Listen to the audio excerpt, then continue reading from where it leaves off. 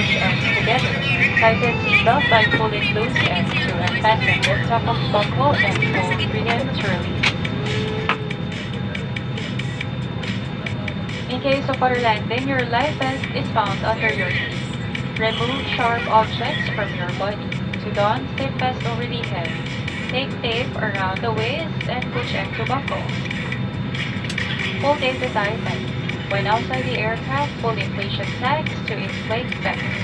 Manual inflation is done by the means of the red tubes. Blow to increase air and push pins inward to release air. Light automatically illuminates once battery is immersed in water. Do not inflate the life vest inside the aircraft and be reminded that unauthorized removal of the life vest from the aircraft constitutes theft and is punishable by law. In case of rapid change in cabin pressure, oxygen mask will automatically drop